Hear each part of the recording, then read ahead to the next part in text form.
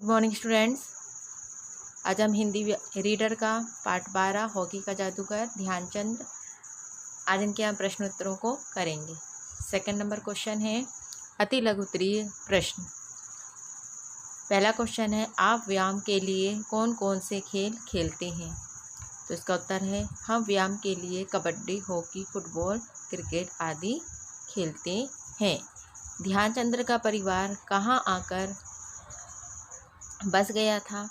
तो इसका आंसर है ध्यानचंद का परिवार झांसी में आकर बस गया था। थर्ड नंबर क्वेश्चन है भारत और जर्मनी के बीच हुए फाइनल मैच में ध्यानचंद ने कितने गोल किए? तो यहाँ आंसर है भारत और जर्मनी के बीच हुए फाइनल मैच में ध्यानचंद ने 4 गोल किए। भारत सरकार ने ध्यानचंद को कौन सा पुरस्कार दिया? तो भारत सरकार ने ध्यानचंद को पद्म भूषण से सम्मानित किया या पुरस्कार दिया, पद्म भूषण पुरस्कार दिया। ठीक है, आइए हम इसके क्वेश्चन नंबर 3। ध्यानचंद प्रतिदिन शाम को पिताजी से मिलने क्यों जाया करते थे? तो यहाँ है आंसर ध्यानचंद प्रतिदिन शाम को पिताजी से मिलने के बहाने दोनों टीमों का खेल देखने जाया करते थे। सेकंड क्वेश्चन है हिटलर ने हॉकी का जादूगर किसे और क्यों कहा? आंसर है हिटलर ने हॉकी का जादूगर ध्यानचंद को कहा क्योंकि उन्होंने फाइनल मैच जो कि जर्मनी और भारत के बीच हुआ था उसमें उन्होंने मध्यांतर तक अकेले ही 4 गोल कर दिए। थर्ड नंबर क्वेश्चन है ध्यानचंद के जीवन में सुनहरा अवसर कब व कैसे मिला? तो इसका आंसर है ध्यानचंद के जीवन में सुनहरा अवसर सन 1928 में पहली बार हिंदुस्तानी टीम एम्स्टर्डम की ओलंपिक प्रतियोगिता में शामिल हुए। फोर नंबर क्वेश्चन है ध्यानचंद सफलता के शिखर पर कैसे पहुँचे? तो इसका आंसर है ध्यानचंद जी बड़ी लगन और मेहनत से निष्ठापूर्वक हॉकी खेल के सफलता के शिखर पर पहुँचे। आइए हम इसकी सही जोड़ी और खालिस्तान देखते हैं। सही जोड़ी बनाइए। हॉकी का जादूगर किसे कहा जाता है? हॉकी का जादूगर ध्यानचंद को कहा जाता है। आर्मी में कौन रहते हैं? मेजर रहते हैं। ओलंपिक कैसा खेल है? एक अंतर्राष्ट्रीय खेल है। सेना में सूबेदार कौन थे? सेना में सूबेदार ध्यानचंद के पिताजी जिनका नाम था सोमेश्वर सिंह था। ठीक है, क्वेश्चन नंबर रिक्त स्थानों की पूर्ति कीजिए। पहला क्वेश्चन है दोनों टीमें आपस में मैच खालिस्तान रही थी। क्या आएगा इसका आंसर? खेल रही थी। ध्यानचंद को बचपन से ही हॉकी के खेल में खालिस्तान थी। क्या थी? रुचि थी। ध्यानचंद को बचपन से ही हॉकी के खेल में रुचि थी। भारतीय टीम ने 5 मैच खेले और 5 में खालिस्तान रही। क्या रही? विजयी रही। कप्तान ने कहा यदि तुम्हारे पास गेंद आए तो तुम खालिस्तान कर आना। कप्तान ने कहा यदि तुम्हारे पास गेंद आए तो तुम गोल कर आना।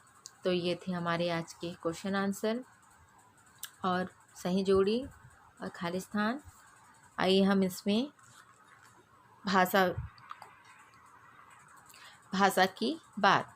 यहाँ दिया है पिताजी जानते थे कि ध्यानचंद सुबह शाम हॉकी का अभ्यास करते हैं और कोई रास्ता न देख उन्होंने कप्तान साहब से अनुमति प्राप्त कर ली और मैच शुरू हो गया। मैच खत्म होने तक ध्यानचंद ने 2 गोल कर दिए। यहाँ पर आगे लिखा है तुम्हें यह जानकर आश्चर्य होगा कि जिस प्रकार हमारे देश के किसी भी शासकीय कार्यालय में राष्ट्रपति महात्मा गांधी का चित्र लगा होता है उसी तरह देश विदेश के खेलकूद संबंधी शासकीय या शासकीय कार्यालयों में स्वर्गीय ध्यानचंद जी का फोटो लगा रहता है। तो यहाँ पर हमें आगे देखेंगे उपरोक्त रेखांकित शब्दों को तालिका में लिखा गया है, इन्हें पढ़िए और समझिए। सुबह शाम, देश विदेश, शुरू, खत्म, शासकीय, अशासकीय। उपरोक्त तालिका में विपरीत या उल्टा अर्थ देने वाले युग्म शब्द हैं। ये शब्द एक दूसरे के विपरीत या उल्टे अर्थ का बोध कराते हैं, अतः इन्हें विपरीतार्थी शब्द या विलोम शब्द कहते हैं। जैसे है ना, देश विदेश, मतलब ये क्या थे, अपने विलोम शब्द थे, है ना।